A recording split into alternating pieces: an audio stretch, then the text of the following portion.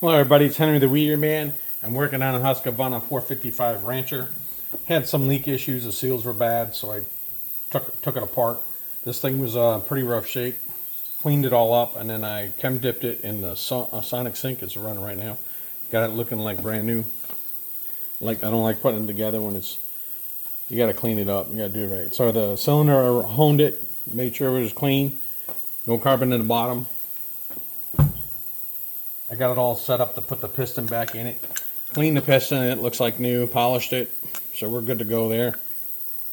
So there's a little air on it, make sure you're pointing towards the exhaust. I got it set up to receive it.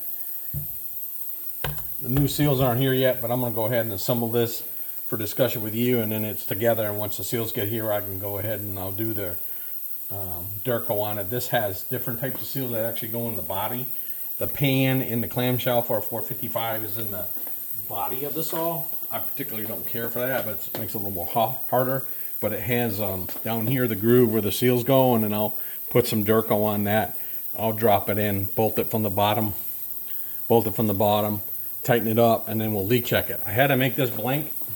I made this blank, this template, so I hand made it, put it on there, so it's already engaged. That way I go test the body, I can test it. And then this has what's a dual intake, kind of another problem in testing, so I'll figure that out once I get that on there. I'll probably put a little bit of sealant on there too, just to get the seal to the body better. So it was running good cold, okay, moderate hot. So if you just kind of did some moderate testing and tuned it, it'd be fine. If you got into 10, 15, 20 minutes when the saw was really hot, then to go out of tune, it was hard starting because the seals were leaking. You didn't know that until you got further using the saw. So you don't always know, your first indications aren't always right up in the first few minutes of running it. It could be prolonged running too, that gives you trouble. So just be aware of that. Alright, so now I'm going to go ahead and put this in. So I'm using my famous Primitex Ultra Slick, not advertising for it, it's what I like using. This actually works pretty good, burns off quick, gives you a little bit of smoke. It doesn't give you a lot of headaches trying to start it.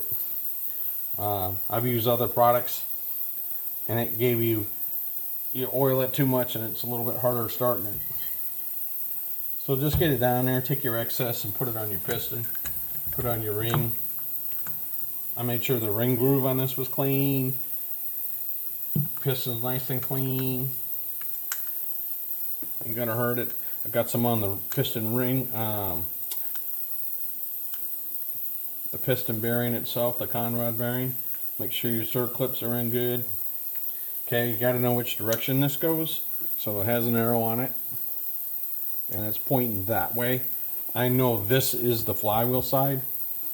This is the clutch side because I fitted up intake, and then this got a tapered edge inside, which is nice. So you don't have to use a piston ring tool because it's tapered. See how the tapers? So you just take it. You're going to put it in there, and I got it all lubed up, and you just rock it, and look at that, it just drops right down in there. And that was that quick, that easy. It spins nice, it's got a good piston, there's no slop in it. The saw is worn pretty well. He's got a lot of time in it, so I mean his chain was running good, his oil mixture is running good, and he just started having an air leak on it, and he brought it to me before it got out of control and burned up the saw, which is important.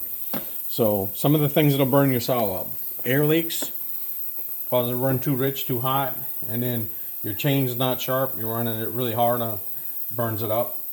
Runs a lot hotter when the chain is not sharp or not properly at the right depth. So you got to make sure you're sharpening your chain right, keeping those all tuned in, and then your saw will last longer. So that's it on this until I get the parts in.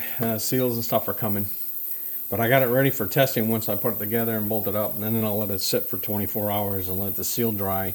Let the Durco dry really good, and then I'll go ahead and pressure and vacuum test it. All right, that's all I got. Have a good Saturday. Henry the Weeder Man out.